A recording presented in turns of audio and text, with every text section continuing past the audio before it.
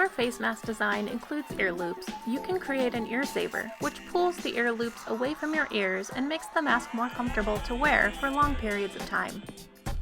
For this project, you'll need some cereal box cardboard, scissors, and something to measure the back of your head. I only need a thin strip of cardboard, so I'm going to tear off this edge and use it. If you have a big piece of cardboard, you need a strip that's 1.5 to 2 inches wide.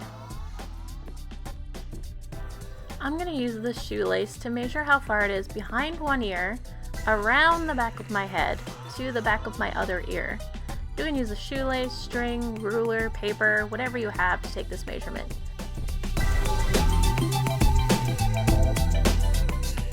This is my measurement for how long my ear saver needs to be.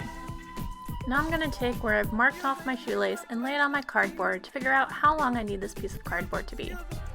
I'm going to fold and tear it off so it's the same length as my shoelace measurement.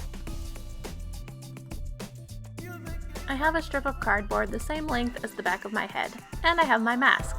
If I put the ear loops on the cardboard, they slide off. I'm going to make a couple of notches in the cardboard to hold the loops.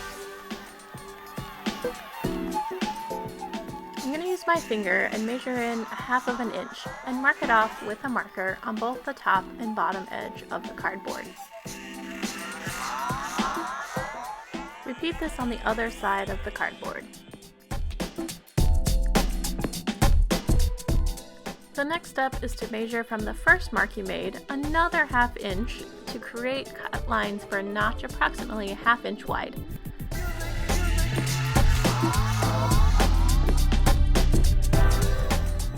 Use your scissors to cut on the lines and connect the cuts to make notches.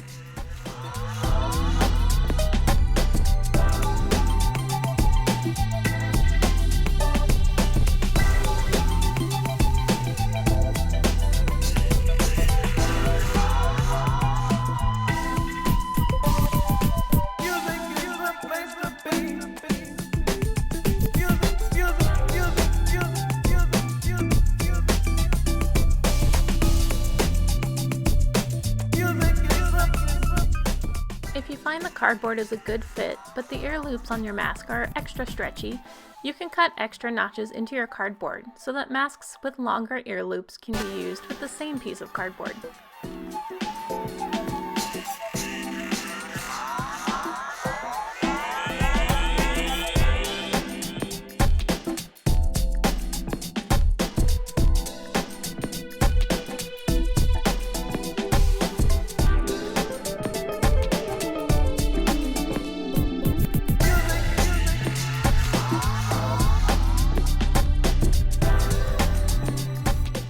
You just made yourself an ear saver. Have fun and keep making. See you at the library soon. Bye!